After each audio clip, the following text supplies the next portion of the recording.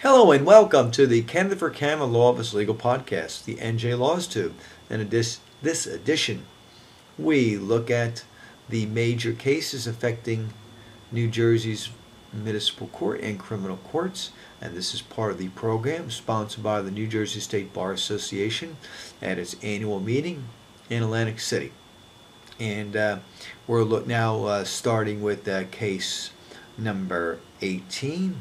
And the question is, there's what's called an obstruction of window statute. Well, what's reasonable belief that there's an obstruction?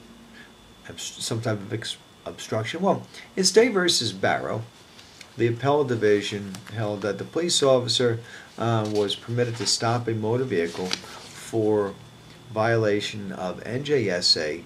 39:3-74, where they saw mini boxing gloves, but the police officer must provide articulable facts, that's called articulable facts, showing that he or she reasonably believed that an object hanging from a rear view mirror obstructed the driver's view.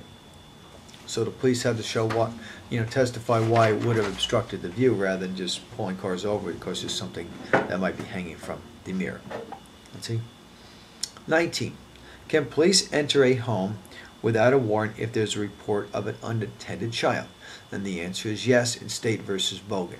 A warrantless search of a house to check on an unattended child was permitted under community caretaking. And in this particular case, the police were investigating a molestation report regarding a teen girl, and police went to the place where the molester apparently was, and molester doesn't answer the door. It's a kid, it's a 12-year-old kid, and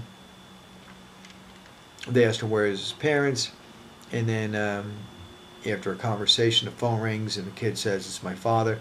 So the police entering the home without a warrant but under community caretaking to talk to the parent, where they then found the defendant molester, that was permitted because it was under the community caretaking, and that was State versus Bogan. 20. Hearsay out-of-court statements without the witness showing in typically is inadmissible. Evidence Rule 802. Let's see, what are some of the recent exceptions to that hearsay rule? And that is under the tender years exception, State versus Coder, C-O-D-E-R. A 3-year-old statements were admissible under the tender years exception to the hearsay. In the Coder case, a 3-year-old made statements dealing with molestation to the mom. Police, by the time the truck come around, the kid says, I don't remember anything. I'd say so. They admitted the statement in under tender years. 21. Could destruction of a DWI video permit a defendant to vacate a guilty plea? Sometimes under State versus Mastaro. However, in Mastaro, the appellate division did not reverse the conviction because he said the defendant had not met its burden of showing that the video really would have helped them. So that's State versus Mastaro. 22. Speedy trials is a 344-day delay in the prosecution of a DWI sufficient to dismiss under speedy trial grounds. Yes, it was in State versus what's called Testakis, decided December 14, 2009. The appellate court reversed the law division conviction and required dismissal due to violation of the defendant's rights to speedy trial. All the adjournments or continuances were not due to the defendant's delay, and they said it infringed on the defendant's due process rights. Let's see. 23. DWIs and refusals. If someone has a second DWI, the prior one counts. Does a prior refusal count to enhance a DWI and make the penalties greater? Well, it depends. The appellate division, State versus Ciancaglini, Ciancaglini, decided this year, held yes. An older case, State versus DeSoma, Appellate Division said no. So this is a matter that has to be determined by the Supreme Court, whether or not the prior refusal counts. 24.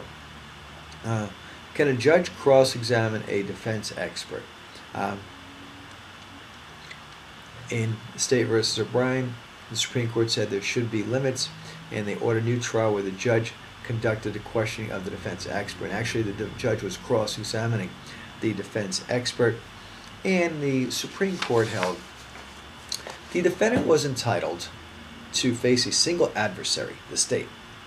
He should not have to bear the consequences of a judge who appeared to disbelieve him and his expert witness, revealed that disbelief to the jury, and supported a witness adverse to the defendant. Because that conduct was clearly capable of producing an unjust result, a new trial was in order, and that's State versus O'Brien. 25. Can a defendant plead guilty to a DWI on a first offense? Let's see, merge the refusal, and then get a 3-month loss of license? And the answer is no.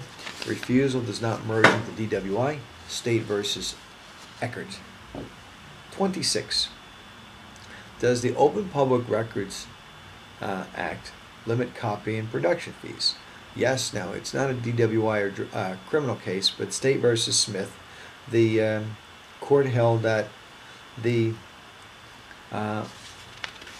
copy and production cost should be the actual cost and not whatever the municipality, wants to charge.